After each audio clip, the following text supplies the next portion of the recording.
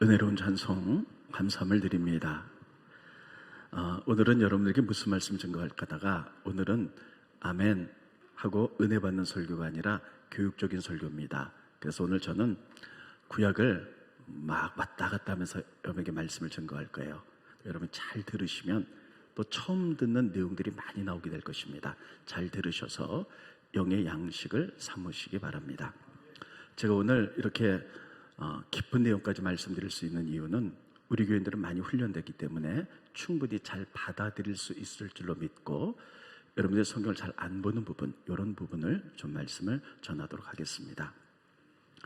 이스라엘 민족을 하나님이 선택했는데 그들이 하나님께 죄를 짓다가 나라가 멸망했습니다. 그래서 바벨론 나라에 70년간 포로로 잡혀갔어요. 잡혀갈 때 예레미야가 얘기했죠. 여러분 실망하지 마십시오. 70년 뒤에 여러분들이 반드시 돌아오게 될 것입니다. 그래서 70년 만에 그들이 느헤미야를 중심으로 돌아오게 됩니다. 그런데 그 당시에 바벨론 포로로 약 200만의 사람들이 살았습니다. 그런데 돌아올 때 70년 동안에 바벨론 포로 생활하면서 그래서 기반을 다 닦았어요. 그래서 모든 삶이 편안했기 때문에 돌아오려고 하지 않았습니다. 왜냐하면 돌아오게 된다면 또다시 예루살렘 성도 다 무너졌고 성곽도 무너져서 힘들고 어려운 삶을 살아야 되기 때문에 돌아오려고 하지 않았어요. 그래서 5만 명이 돌아옵니다. 돌아오자마자 그는 느헤미야를 중심으로 성곽을 쌓습니다. 예루살렘 성곽이 막 무너져갖고 주변의 모든 나라로부터 침략을 많이 받습니다. 그래서 느헤미야는 돌아온 사람들과 함께 성곽을 쌓는데 52일 만에 성곽을 다 쌓습니다. 성곽을 쌓고 나니까 이제 그들이 자기 처소로 돌아가서 살아야 돼요. 그런데 누구도 예루살렘 성 안에는 살기를 원하지 않았습니다. 왜냐하면 예루살렘 성은 하나님께 제사 중심, 행정 중심의 도시였지만 그 당시에 주변의 나라가 계속 침략해 오기 때문에 불안한 도시였어요. 그래서 거기에 살기를 원하지 않았었어요. 그래서 오늘 본 말씀 느헤미야서의 말씀을 보면 이렇게 되어 있습니다. 첫째, 지도자들이 거기 머물렀어요. 우리가 살겠다. 두 번째는 돌아온 이스라엘 백성 가운데 제비를 뽑아서 10분의 1이 거기서 삽니다. 그리고 나머지 10분의 9는 각각 자기 성읍으로 돌아가 살도록 돼 있어요. 그리고 그들이 돌아갈 때에 이 예루살렘 성 안에 사는 지도자들과 10분의 1의 백성들을 축복합니다. 그래서 예루살렘 성을 잘 지켜주십시오 하고 돌아가요. 그리고 나서는 그 다음에 이 예루살렘 성 안에 사는 사람의 명단이 나오는 것이 오늘 본문의 말씀입니다. 여러분 본문의 말씀은 우리들 읽으면서 휙 지나가기 쉽습니다. 왜냐하면 거기 사는 사람들의 명단이 쭉 나오는데 누구 이렇게 나오죠. 근데 자세히 들여다보면 우리들이 꼭 기억해야 될 사람이 세 사람이 있어요. 그래서 오늘 그 세 사람에 대해서만 좀 말씀을 종횡무진 구약을 왔다 갔다 하면서 잘 들으시면 도움이 될 줄로 믿습니다. 자, 이 예루살렘이라는 성은 이제 완성이 돼서 행정 중심, 그리고 예배 중심, 그리고 하나의 법궤가 만들어서 성전이 있는 곳이에요. 가장 중요한 곳인데 외세 침략이 너무나 많고 아직 불안하기 때문에 사람들이 거기 살려고 하지 않았어요. 그래서 오늘 본 말씀 1절에 보면 거기 사는 사람들이 나오는데 스크린 보시겠습니다. 느헤미야 11장 1절에 보면 백성의 지도자들은 예루살렘에 거주하였고, 첫 번째 지도자들이 거주했어요. 두 번째는 남은 백성은 제비 뽑아 10분의 1은 예루살렘 성에서 거주하고 10분의 9는 각각 다른 성에서 거주하게 됐어요. 그래서 그 중요하지만 위험한 예루살렘 성의 첫 번째 누가 거주했냐면 지도자들이 거주했어요. 그렇죠. 이게 맞는 원칙입니다. 우리가 쓰는 언어 가운데 노블리스 오블리제라는 말이 있어요. 한번 따라해 볼까요? 노블리스 오블리제. 그게 뭐냐면요, 많은 사회에 살면서 특권층이 있어요. 이런 사람들은 많은 특권을 누립니다. 이런 사람들은 나라가 어려움을 당할 때 의무를 먼저 최선을 다해서 많이 해야 된다. 이게 바로 노블리스 오블리제입니다. 그러니까 여러분, 이것은 바로 우리가 영국에 보면 많은 귀족들이 있었죠. 그들은 많은 땅을 갖고 있었고 많은 특권들이 있었어요. 그러나 그 특권만 누린 것이 아니라 전쟁이 나거나 나라가 위험할 때는요, 영주의 아들들이 먼저 전쟁에 나가서 전쟁에서 많은 사람들이 죽었습니다. 그러니까 많은 특권층들은 특권을 받는 것만큼 그만큼 어려운 의무에 최선을 다해야 된다, 이런 것이죠. 그래서 예루살렘 그 성 안에 위험하기 때문에 서로 살려고 하지 않았을 때 지도자들이 먼저 우리가 살겠습니다, 이렇게 말한 거죠. 마찬가지입니다. 교회도 마찬가지고 세상도 마찬가지입니다. 교회에서도 많은 중직들이 있어요. 목회자, 그리고 장로님, 권사님들, 다른 사람보다는 많은 영향력을 끼치는 이런 많은 특권들이 있죠. 그러나 특권을 가진 것만큼 의무 생활을 다해야 돼요. 그래서 여러분, 교회가 어려움을 당할 때나 또 교회 큰일을 할 때 먼저 앞장서서 하는 것, 이것이 오늘 예루살렘 성에 제일 먼저 살아가는 지도자를 통해서 깨닫게 되는 것입니다. 나라도 마찬가지입니다. 나라 위정자들이나 재벌들이 여러분 많은 특권이 있지요. 그런데 그 특권을 가지고 나라의 의무를 먼저 해야 됩니다. 그런데 이런 권위의식을 갖고 자기 자녀들을 그런 특권의식 때문에 군대를 안 보낸다든지 또 여러 가지 세금을 포탈한다든지, 이것은 하나님이 기뻐하는 일들이 아닌 것입니다. 그래서 우리가 첫 번째, 아주 중요하지만 위험한 예루살렘 성에 살았던 첫 번째 사람들은 노블리스, 오블리제, 지도자들이 먼저 살았다는 것이에요. 우리에게 많은 분들이 앞으로 다음 세대를 통해서 우리나라를 이끌어갈 지도자들이 될 줄로 믿습니다. 그때 우리들이 이러한 의무적인 생활을 더 먼저 하나님 나라를 위해서 우리가 앞장설 수 있기를 예수님의 이름으로 축원드리겠습니다. 지도자들이 먼저 살았어요. 두 번째는 그 다음부터 거기 남아 살아있는 사람들의 명단이 나오는데 특이한 사람이 나옵니다. 그 사람 이름 느디님 사람들이에요. 한번 따라해주세요. 느디님 사람. 네, 이 사람은 나오는데, 느디님 사람은요, 여러분, 우리가 성경에 느디님 사람은 두세 번밖에 나오지 않아서 성경을 웬간히 읽지 않고는 이런 사람이 있었나, 이렇게 생각이 쉽습니다. 자, 그런데 먼저 설명 들으세요. 느디님 사람들은 어떤 사람들이냐면 이런 사람들입니다. 느디님 사람들은 먼저 설명을 할게요. 느디님 사람들은 사실 이방인들이에요. 그런데 이스라엘 나라가 다른 나라와 전쟁을 하잖아요. 그래서 전쟁에서 포로로 잡혀온 사람들이 있어요. 그들 가운데 일부를 레인들에게 줍니다. 포로로 잡혀와서 이스라엘 레인들에게 줘요. 그래서 레인들이 성전에서 예배 드릴 때에 여러 가지 굳은 일들을 하는 사람을 느디님 사람들이다, 이렇게 얘기합니다. 이들은요, 성전에서 여러 가지 청소를 하거나 나무 땔감을 가지고 오거나 물을 기르거나 이런 일들을, 허드렛 일들을 했던 사람을 느디님 사람들이다, 이렇게 쓰고 있어요.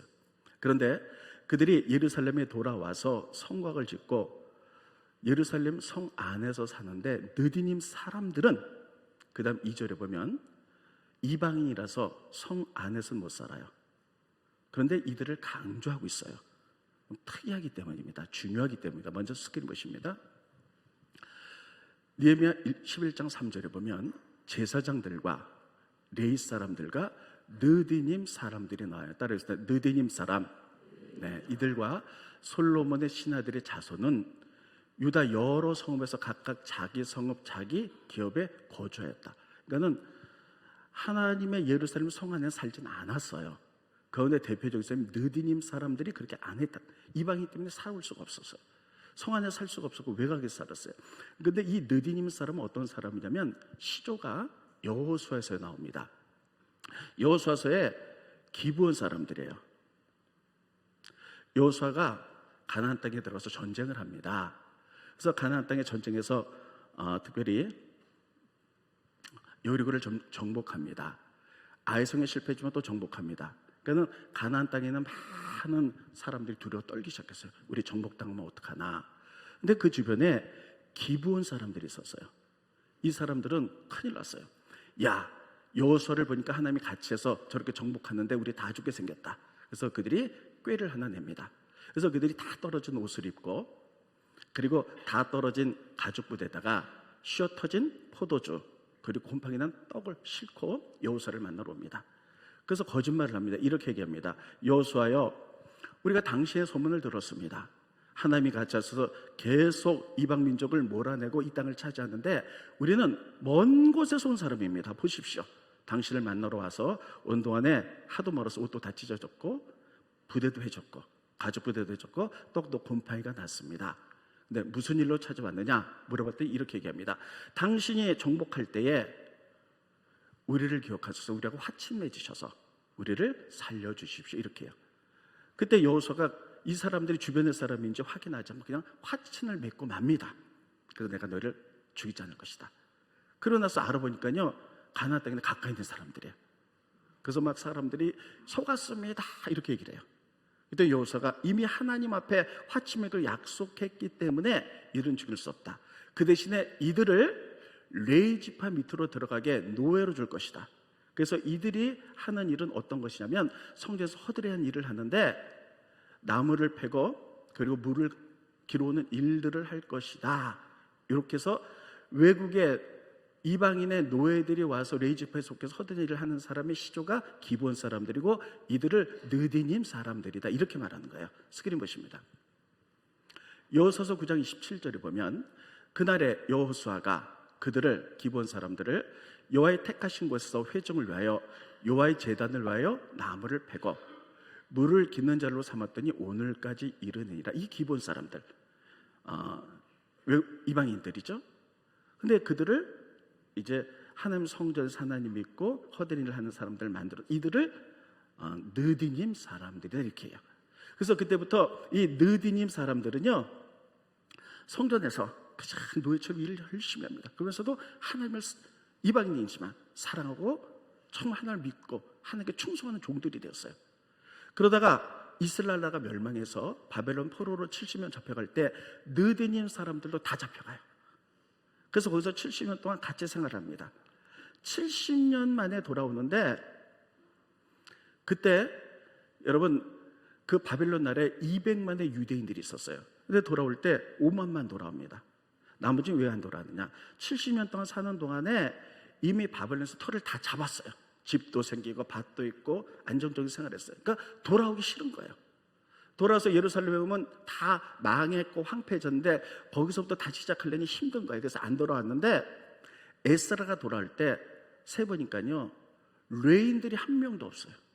성전에서 봉사할 수 아무도 없어요. 스크린 보시죠. 에스라서 8장 15절에 보면 내가 여기서 나라는 건 에스라입니다. 무리를 아와 흐르는 강가로 모으고 거기서 3일 동안 장막에 머물며 백성과 제사장들 살핀즉 그 중에 레위 사람들이 한 사람도 없었어요. 레위인들이 어떤 사람입니까? 하나님 성전에서 봉사는 이러한 사람들이에요. 그런데 고향으로 돌아가서 우리가 성전을 짓고 다시 회복하자 이렇게 해서 5만 명이 모였는데 레위인들이 한 명도 안 가는 거예요. 우리는 바벨론에서 70년 산 동안에 집도 있고 땅도 있고 살만 터지게 다 돼 있습니다. 돌아가면 우리는 고생할 겁니다. 세상에 레위인들이 한 명도 안 가는 거예요. 그래서 에스라가 사람들 불러서 레위인들 잡아라. 그래서 레위인들 같이 돌아와요.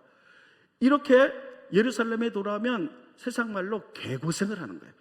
그래서 레위인들도 안 돌아오려고 하는데 느디님 사람들은요 자원에서 돌아와요. 자원에서 돌아와가지고 예루살렘에 들어와서 성곽을 쌓고 봉사하는데 최선을 다합니다. 그들은 이방인 사람들이에요. 그리고 전쟁에서 저 포로로 잡혀와서 성전에서 허드렛 일을 하다가 하나님을 알게 되었어요. 그들은 비록 보잘것없지만 전심으로 주를 사랑했어요. 그래서 그들이 돌아와서 예루살렘 성에 느헤미야서 오늘 11장입니다. 돌아와서 성곽에 있는 이방인이 있던 이 성 안에 못 살았어요. 그리고 어디서 살았느냐? 오벨이라는 곳에서 살았습니다. 스크린 보시죠. 느헤미야서 11장 21절에 보면 느디님 사람은 오벨에 거주하니 따르습니다.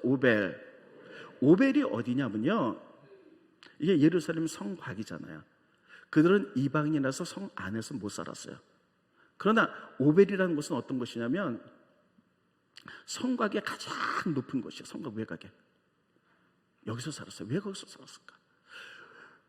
외세가 쳐들어올까 봐, 적들이 쳐들어올까 가장 높은 곳에서 우리는 비록 이방인이고 천한 사람들이라서 하나님 사랑하지만 천한 사람들이라서 예루살렘 성 안에는 살 수 없지만 예루살렘 외곽의 높은 곳에서 이 성곽을, 이 예루살렘을 지키고 싶었던 것이에요. 그래서 오벨이 가장 높은 곳에서 살면서 적이 쳐들어오는지 안 들어오는지 그것을 관찰했던 사람입니다. 여러분 이거 대단하지 않아요? 예루살렘으로 돌아가자 했을 때 성전에서 봉사를 레위인들도 안 돌아갔어요. 돌아가면 우리가 고생만 할 거야. 우리가 여기 바빌론 폴에서 70년 산 동안에 다 생활이 안정됐어. 근데 느디님 사람들은요, 노예였어요. 이방인이었어요.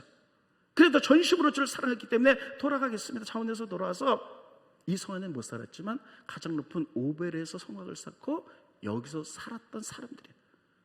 그래서 여러분 그 명단이 나올 때 제사장과 레인 사이에 이 사람들의 이름이 나오는 거예요. 느디딤 사람들, 이방인이지만 느디딤 사람들, 느디딤 사람들. 잘했습니다. 느디님 사람들. 저는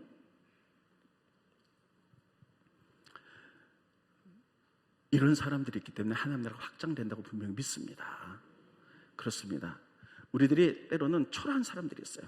내가 가진 것이 없고 배운 것이 없고, 그렇다 할지라도 내가 전심으로 주를 바라보는 사람들이 있어요. 하나님 나라를 위해서 애쓰고 수고하는 사람들이 있어요. 이런 사람들로 인하여 하나님 나라가 확장된 줄 믿으시기를 예수님의 이름으로 축원드리겠습니다. 느디님 사람들이에요. 저는 제가 지난주부터 여러분들에게 우리 교회 밴드를 통해서 이미 소식을 올렸는데 제가 책을 한 권 씁니다. 여름 가을에 책을 하나 쓰려고 그래요.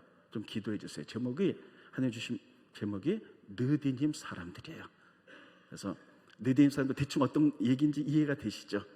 가진 것 없고 보잘것 없고 초라하지만 하나님 나라를 위해서 최선을 다해서 바라보고 애썼던 사람들, 하나님 그런 사람들의 명단을 성경에 기록했다는 사실이에요. 여러분 보면 하나님은 그런 사람을 통해서 역사하셨어요. 초라하지만 최선을 다했던 사람, 이방인이지만 하나님을 하나님께 돌아온 사람들을 다 썼는데 그 사람 가운데 대표적인 사람이 갈렙입니다. 여러분 여호수아 갈렙 잘 아시죠? 갈렙. 이스라엘 민족이 애굽을 나와서 가나안 땅 들어가기 전에 가데스 바네에 머무르게 되었어요. 그래서 굉장히 궁금했어요.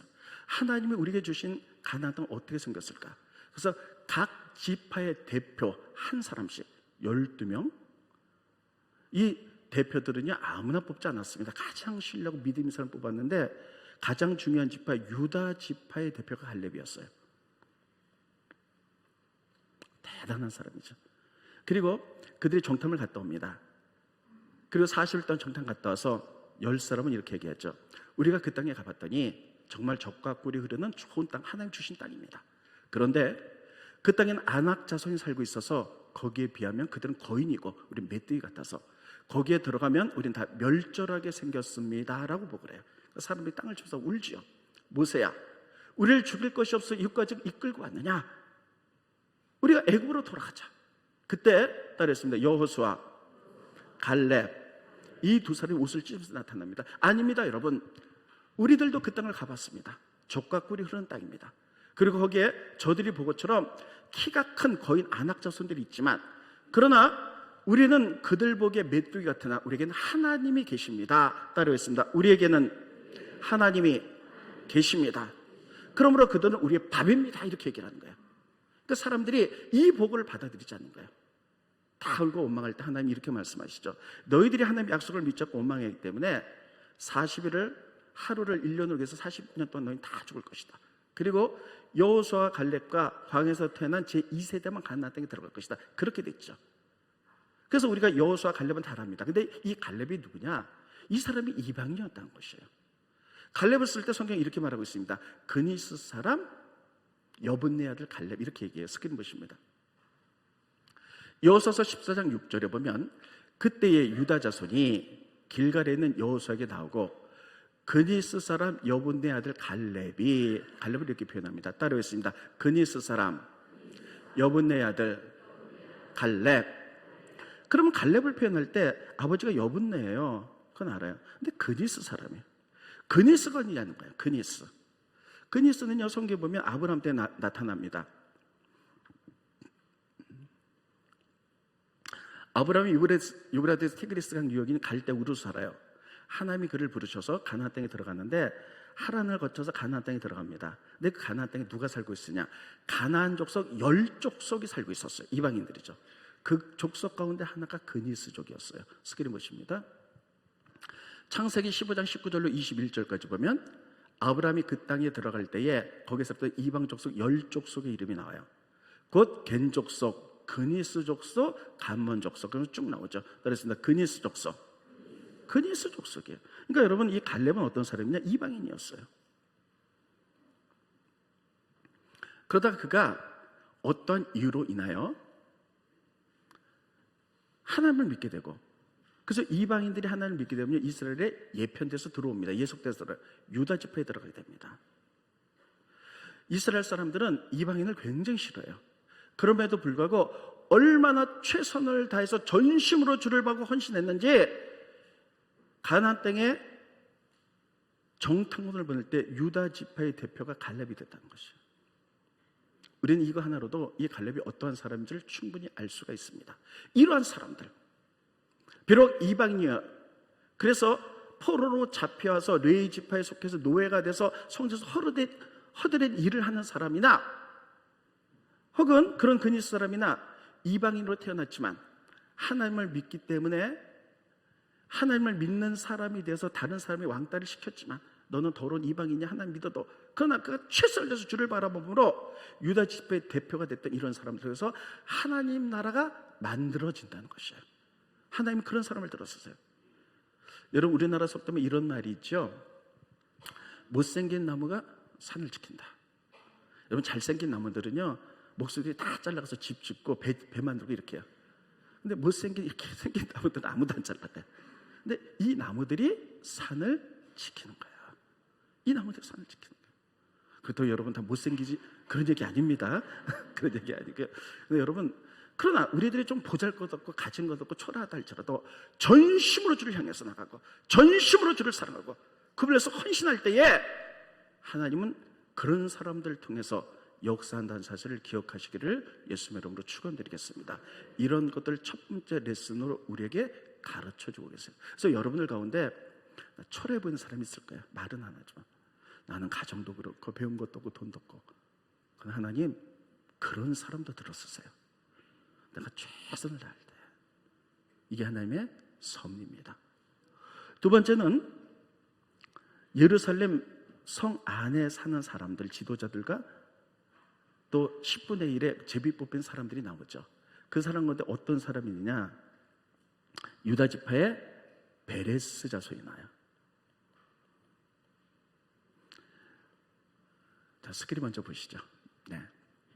느헤미야 11장 4절에 보면 예루살렘에 거주한 자는 이제 명단이 쭉 나옵니다.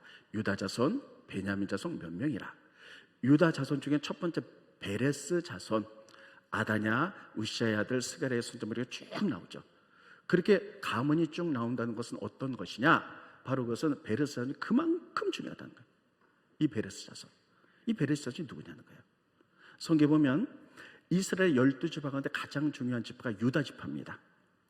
유다 지파의 최고의 리더십이 베레스예요. 근데 그는 그 권위를 가지고, 최고의 리더십을 가지고 편안하게 아름답지만 위험한 예루살렘 성 안 밖에서 살려고 그랬어요. 위험하지만 가장 아름다운 하나님 정중의 성 안에서 위험하지 않은 거기서 살겠다는 거예요.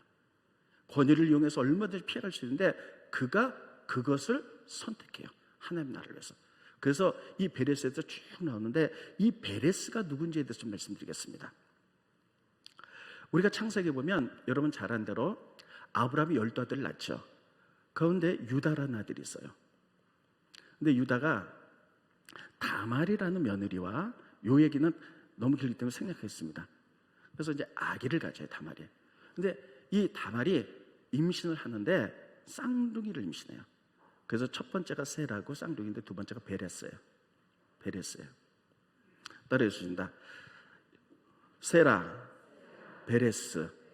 근데 창세기 보면 요 아이들이 태어날 때 얘기가 나와요. 어떻게 되냐면 이제 임신을 해가지고 쌍둥이를 낳는데 아기들이 태어날 때 머리부터 나와야 된다는 거예요. 그래야지 산모가 안전해요. 근데 손이나 발부터 나오면요, 산모가 위험해서 죽습니다. 지금이야 의술이 발달해서 그렇게 되면 제왕절개 수술해서 애를 꺼내내면 되지만, 옛날에는 의술이 발달하지 못하기 때문에 손이나 발이 먼저 나오면 산모가 죽어요.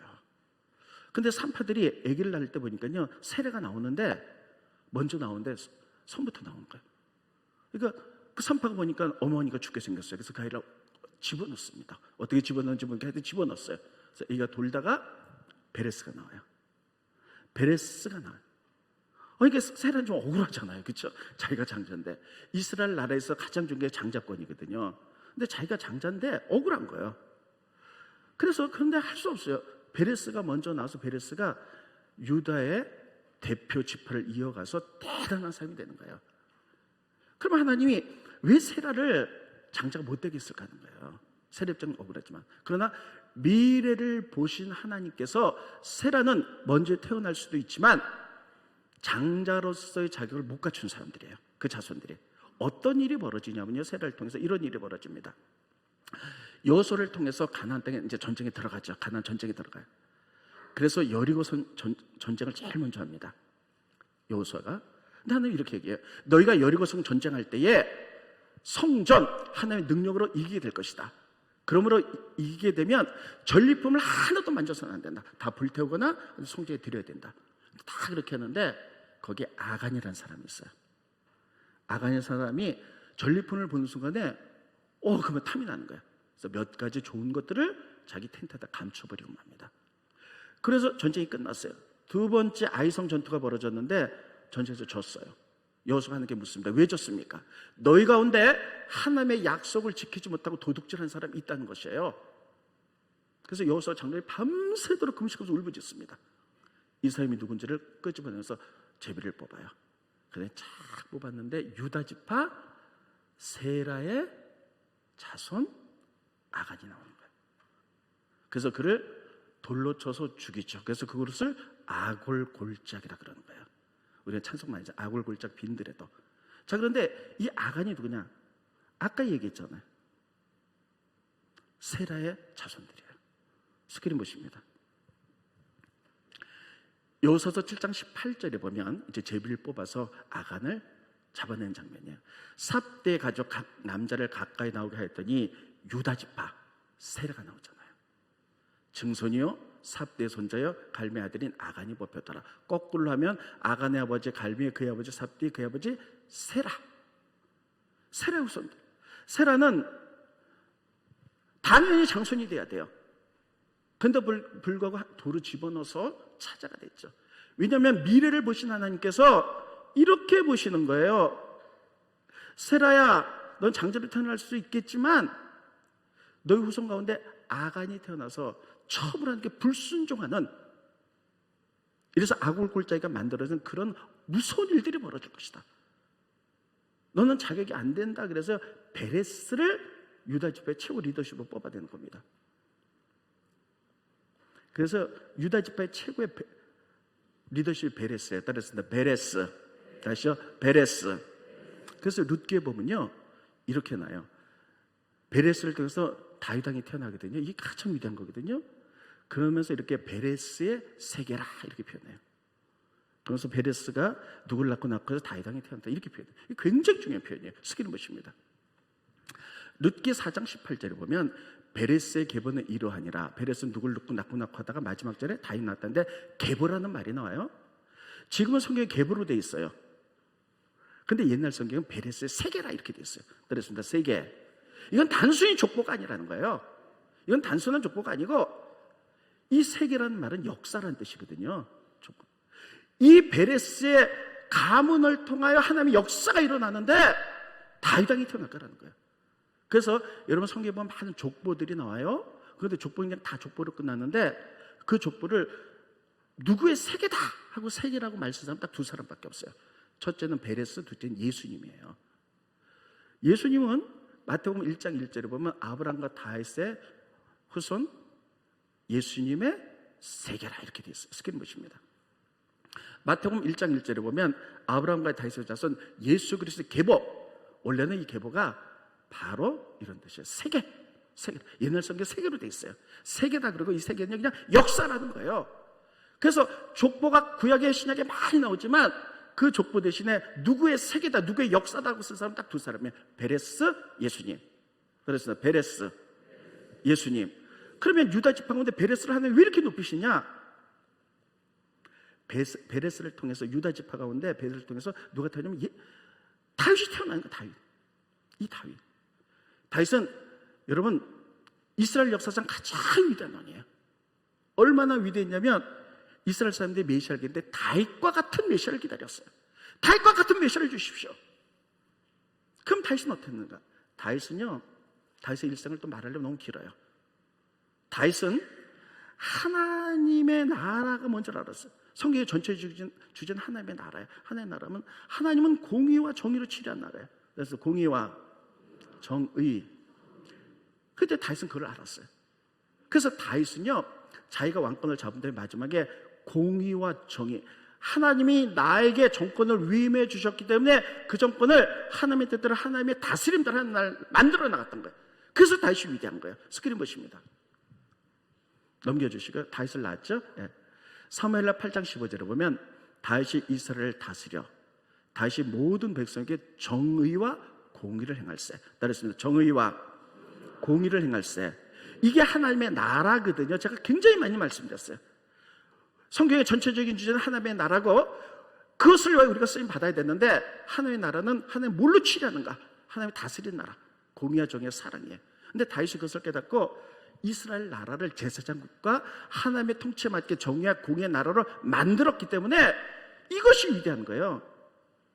그래서 그의 가장 첫 번째 리더십이 누구냐? 바로 베레스였다는 거예요. 그래서 베레스의 세계라, 예수님의 세계라, 그의 족보의 세계 역사라는 말을 딱 두 사람만 쓰는 거예요. 무슨 말인지 이해가 되십니까? 이렇게 되는 거예요. 그래서 여러분, 이 베레스는 누구냐면요, 그만큼 위대한 사람들이에요. 이스라엘 왕지파 족속들이에요. 그래서 예루살렘 성곽을 만드는 예루살렘 성 안에 그 아름답지만 위험한 곳에 아무도 살려고 하지 않았을 때 베레스가 사는 거예요. 그의 후손들이 살면서 우리가 이것을 지키겠다는 거예요. 그래서 용사로서 하나님 나라를 만들어 가겠다는 거예요. 스크린 계속 봅니다. 넘겨주시고요. 느헤미야서 11장 6절에 보면 예루살렘에 거주한 베레스 자손은 468명. 몇 명? 그런데 이게 중요한 거라 그들이 다 뭐였다? 용사였다는 거예요. 예루살렘을 지키는 하나님의 나라를 만들기 위해서 영적 전쟁을 한 용사였다는 것이에요. 그래서 여러분, 거기에는 예루살렘 성 안에 거한 사람들 이름이 나오지만 다 이름만 나와요. 그런데 베레스라는 이름이 계속 나와요. 그 족보가 계속 나오면서 그만큼 중요한 거예요. 그의 자손들 468명 용사로서 이 예루살렘을 지켰다는 거예요. 여러분, 그러면 저는 이것을 읽으면서 여러분과 제가 그리고 우리 교회가 하나님 나라를 지키는 베레스와 같은 용사들이 되기를 예수님의 이름으로 축원드리겠습니다. 이럴 때 하나님이 들어 쓰시는 거예요. 하나님 나라를 위하여. 이제는 교회를 뛰어넘어 이 땅에 하나님을 통치하는 하나님 나라를 어떻게 만들어갈 것인가 우리가 좀 고민하잖아요. 이따가 오후 예배 마친 다음에 임원회를 할 거예요. 중요한 결정들이 있습니다. 가장 중요한 결정은 뭐냐면, 그래서 오늘 많이 오시라는 이유가 뭐냐면, 그리고 그동안 제가 많이 기도하라 그랬잖아요. 뭐냐면 우리가 아프리카 루안다에 비린교 지역을 마을을 자립을 시켰어요.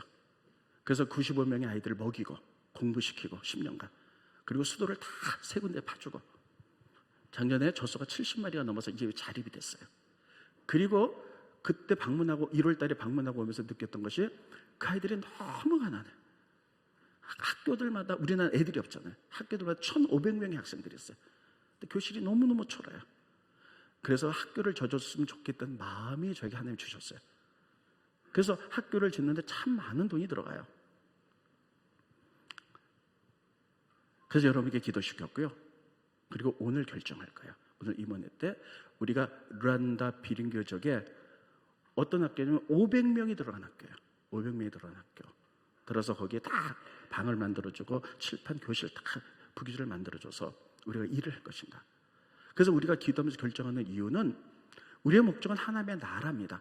혹시 제가 가서 봐서 인간의 연민, 인간의 생각 때문에 그런 마음을 가지지는 않았나, 이런 생각, 인간의 생각이 들까봐 여러분과 같이 결정하는 거예요. 그래서 여러분 같이 기도하라 그랬고 많은 분들이 기도하셨어요. 오늘 또 기도하면서 오후 예배 마친다 임원회 때 모이게 될 거예요. 그래서 하나님의 뜻, 하나님의 음성을 들을 거예요. 여러분, 인간의 생각 그렇게 중요하지 않습니다. 인간의 합리적인 생각으로 모여서 결정한다면 그건 교회가 아니에요. 그건 세상의 모임이에요.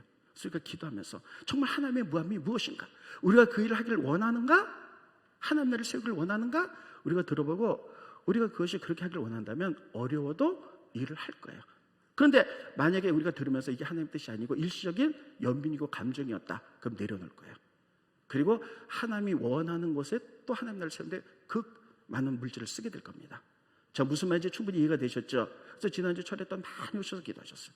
우리는 위대한 하나님의 나라를 만들어갈 이런 책임있는 교회로 우리 나가게 될 것입니다.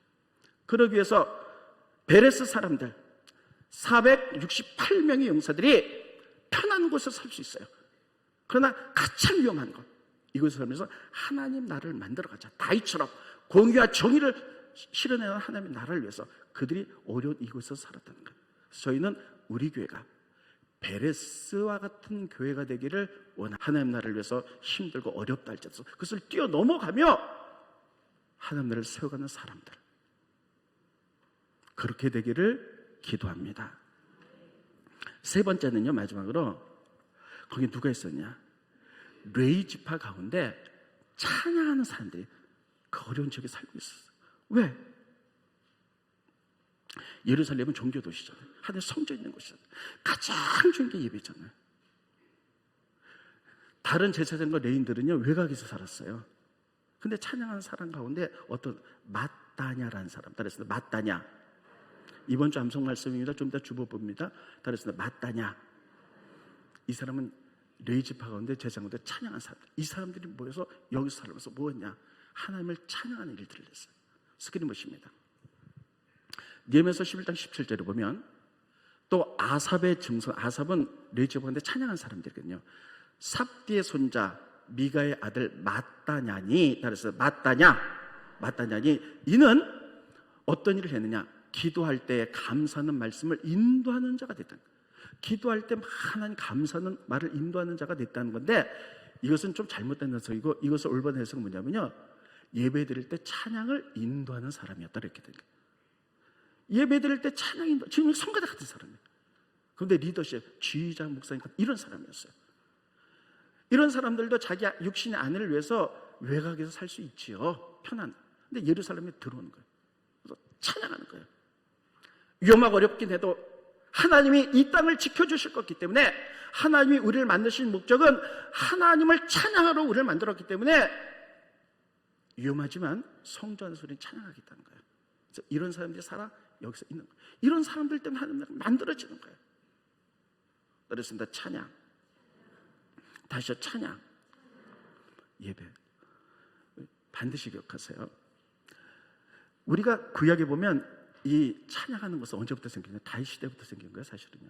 그 전에 모세 시대 때는요 성막을 졌잖아요. 근데 거긴 찬양이 없었어요. 그래가지고 갔다가 그냥 맨날 동물 잡아서 제사도 이걸로 끝났어요. 그런데 다윗이 성막을 모시고 온 다음에 성전 짓기 원했는데 하나님이 너 피 많이 흘려서 안 된다는 거죠. 그래서 그 아들 솔로몬이 성전을 졌죠. 솔로몬이 성전을 짓기까지 다윗이 성전을 질 것을 다 마련해줬어요. 돈도 마련해주고, 설계도도 다 성전 이렇게 져라. 그리고 레위 지파 가운데 찬양한 사람들을 다 명단을 만들었어요. 그리고 앞으로 예배드리면 이 찬양한 사람이 찬양하게 만들어라. 그래서 거기는 막 오케스트라가 있어가지고 막 합주를 하고 찬양을 했어요. 그래서 여러분, 그때부터 성전에서 찬양한 것은 다윗 때문에 그때부터 지금까지 찬양이 되는 거예요. 이렇게 찬양을 할 때 이 찬양이 얼마나 귀중하냐면요, 따르겠습니다. 찬양. 제가 늘 말씀드리죠. 찬양 그냥 하지 마세요. 시편에 보면 이스라엘의 찬양 중에 거하신 하나님. 그 얘기 뭐냐면 우리가 찬양할 때 우리의 찬양을 받기 위해서 이곳에 임재하신 하나님이에요. 찬양은 그만큼 중요한 거예요. 또 시편에 보면 찬양할 때 이렇게 말했어요. 우리의 입으로는 찬양한다. 근데 찬양할 때 우리 손에는 보이지 않는 양쪽에 날선검이 주어진다는 거예요. 자, 검을 보면요, 한쪽만 이렇게 날이 섰잖아요. 근데 양쪽에 날선검이 우리에게 주어져서 이거 가지고 원수마귀가 떨어져 나간다는 거예요. 질병이 물러가고 고통과 저주가 끊어진다는 거예요. 이건 내 얘기가 아닙니다. 시편 149편입니다. 스크린 보십니다. 시편 149편 6절에 보면 그들의 입엔 찬양할 때 하나님에 대한 찬양이 있는데 손에는 보이지 않는 두 날, 한 날이 아니에요. 양쪽에 날 가진 칼이 들려지는 거예요. 이거를 가지고 원수마귀를 제어하고 질병과 고통과 눈물을 제어하고 한숨을 제어하고 하늘의 승리가 나타난다는 거예요. 이게 찬양의 위대함입니다. 시편 149편 그냥 나온 게 아니에요. 여호사밧 전쟁을 통해서 나온 얘기예요. 여호사밧 얘기 아시죠? 수십만 대군이 쳐들어왔어요. 여기까지 얘기합니다. 수십만 대군이 쳐들어왔어요. 여호사밧이 막 당황하는 거예요. 하나님 성경을 해서 기도할 때에 하나님의 음성이 야하시를 통해서 떨어집니다. 너희들은 내일 전쟁할 때 상대편은 칼과 창을 가지고 올 것이다. 너희는 네 지파 가운데 노래하는 사람에게 예복을 입혀서 찬양하라는 거예요. 그래서 그 다음날 아침에 상대편에 수십만이 칼과 창을 가지고 오는데 여호사밧의 네 지파 사람들이 찬양하면서 하나님의 위대함을 찬양하기 시작합니다.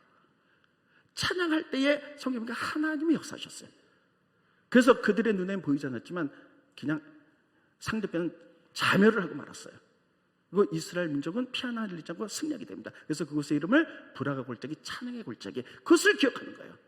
그래서 시편 149편이 나왔던 거예요. 우리들이 찬양할 때에 어떻게 이겼느냐?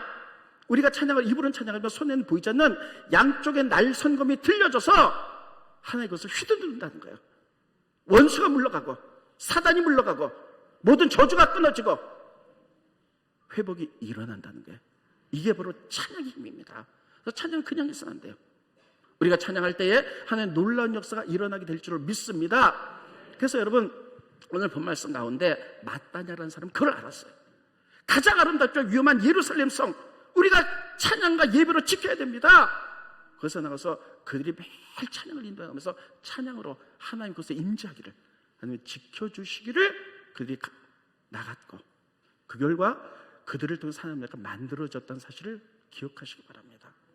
오늘 전 여러분들에게 느헤미야서 11장 그냥 쭉쭉쭉 읽으면서 누가 누구를 낳고 누구였구나 그냥 넘어가기 쉬운데 자세히 보면 하나님 나라를 위해서 위험하지만 최선을 다했던 사람,